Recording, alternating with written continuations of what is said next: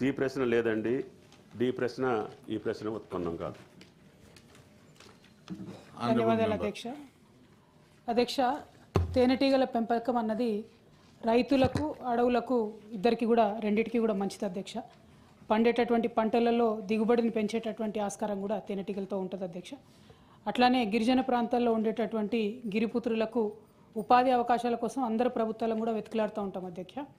అదేవిధంగా మైదాన ప్రాంతాలలో ఇప్పుడు వికారాబాద్ లాంటి ఏరియాలో ఎక్కడైతే సన్ఫ్లవర్, ఓమ ఇవన్నీ పండిస్తారో వాటిలో ఇంటర్లేసింగ్ క్రాప్ కూడా హనీబీస్ని పెంచేటటువంటి ఆస్కారం ఉంటుంది అధ్యక్ష. ఉమ్మడి ఆంధ్రప్రదేశ్లో ఉన్నప్పుడు తెలంగాణ ప్రాంతం వివక్షకు గురై మరి ఇక్కడ హనీబీ కాలనీస్ 0 ఉండే అధ్యక్ష, కేవలం 0 ఎక్కడ లేకుండే. వాటిని తెలంగాణ రాష్ట్రంలో మనము కష్టపడి 15,000 కాలనీలకు పెంచుకోవడం జరిగింది అధ్యక్ష.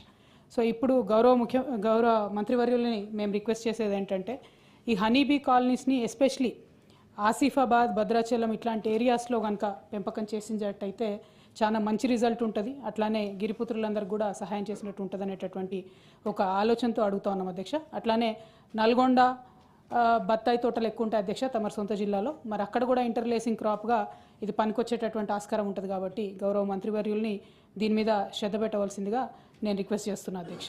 అట్లానే నేను ఇంకొక ప్రశ్న అడిగాను అధ్యక్ష, పట్టు పరిశ్రమకు సంబంధించి అంటే మల్బరీకి సంబంధించి చేయాల్సినటువంటి సాగు గురించి అడగడం జరిగింది అధ్యక్ష. దానిలో కూడా శోచనీయమైనటువంటి అంశం ఏంటంటే మా నేతన్నలకు రైతన్నలకు పనికొచ్చేటటువంటి అంశంలో కూడా ప్రభుత్వం మరి 16 కోట్లు బడ్జెట్లో పెట్టింది కానీ ఏమాత్రం కూడా రీసెర్చ్ ఇన్స్టిట్యూట్ పెట్టేటటువంటి ఇంట్రెస్ట్ లేదని చెప్పడం కొంచెం శోచనీయం అధ్యక్ష. అంతకుముందు కేసీఆర్ గారు అధికారంలో ఉన్నప్పుడు ఉమ్మడి ఆంధ్రప్రదేశ్లో సాగు లేకుండే అధ్యక్ష, మల్బరీ సాగు పూర్తిగా లేదు. దాన్ని మరి 13,000 ఎకరాలకు పెంచుకోవడం జరిగింది అధ్యక్ష. అట్లానే మనము జగిత్యాలో గౌరవ పెద్దలు జీవన్ రెడ్డి గారు మేమందరం కూడా కలిసి కొంతమంది యువ రైతుల్ని మరి ప్రోత్సహించి మల్బరీ సాగు అక్కడ కూడా ప్రయత్నం చేసినాం అధ్యక్ష. అయితే చాలా తక్కువ సంఖ్యలో వాళ్ళు ముందుకు వచ్చినారు.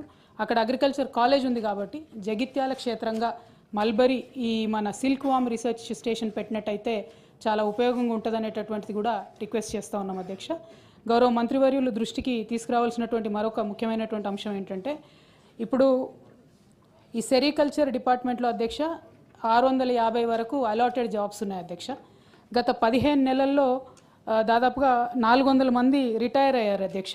సో వారి స్థానంలో మన కాకతీయ యూనివర్సిటీలో అధ్యక్ష పీజీ డిప్లొమా ఉంది సెరికల్చర్లో.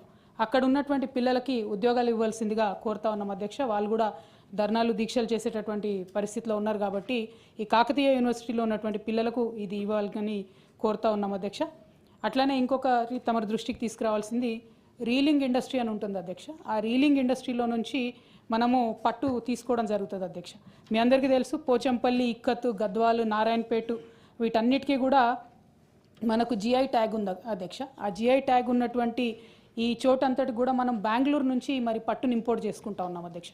దానివల్ల పట్టు చీరలు నేసేటటువంటి నేతన్నలకు కూడా అదనపు భారం పడుతూ ఉంది అధ్యక్ష. మేము కేసీఆర్ గారి హయాంలో ప్రతి పట్టుగుళ్ళకి 75 రూపాయల చొప్పున వరుసగా డబ్బులు ఇచ్చుకుంటూ వచ్చాం అధ్యక్ష. తమరు వచ్చినటువంటి ఈ సంవత్సర కాలంలో 8 కోట్ల రూపాయలు నేతన్నలకు బాకీ పడ్డారు అధ్యక్ష. ఆ బకాయిలను కూడా త్వరగా రిలీజ్ చేయవలసిందిగా కోరుతా ఉన్నాం అధ్యక్ష. అదేవిధంగా గౌరవ మంత్రివర్యుల దృష్టికి తీసుకొచ్చేది ఏంటంటే ఎన్నడూ లేని విధంగా కేంద్ర ప్రభుత్వం జిఎస్టీని విధించింది అధ్యక్ష చేనేత వస్త్రాల మీద. దాన్ని మేము మ్యాచింగ్ గ్రాంట్ ఇస్తాము, మా రాష్ట్ర ప్రభుత్వం నుంచి జిఎస్టీని చేనేత మీద మాఫీ చేస్తామని చెప్పారు అధ్యక్ష. మరి గత సంవత్సర కాలంలో ఆ ప్రపోజల్ని ఏం చేశారు? ఈ సంవత్సర కాలంగా మరి నేతన్నలు కట్టినటువంటి జిఎస్టీకి రాష్ట్ర ప్రభుత్వము మళ్ళా రియంబర్స్మెంట్ ఇస్తుందా ఏంటి అన్నటువంటి అంశాలని కూడా చెప్పవలసిందిగా నేను కోరుతా ఉన్నాను అధ్యక్ష. Honourable minister. అధ్యక్ష, ప్రశ్న కేవలం పరిశోధనా కేంద్రాలు స్థాపిస్తారా ప్రభుత్వం యొక్క ఆలోచన చెప్పమన్నారు. పరిశోధనా కేంద్రాలు ప్రభుత్వ పరిశీలనలు లేదని చెప్పాను. ఇప్పుడు మేడం గారు చెప్పినటువంటి పట్టు పరిశ్రమకు సంబంధించినటువంటి రాష్ట్ర ప్రణాళిక కానీ తేనెటీగల పెంపకానికి సంబంధించినటువంటి రాష్ట్ర ప్రభుత్వం యొక్క ప్రణాళిక అమలు నా దగ్గర ఇన్ఫర్మేషన్ ఉంది అధ్యక్ష, మీ ద్వారా సభ్యురాలికి పంపిస్తాను. మీరు ఏమన్నా ఉందమ్మా వాణి గారు? Thank you.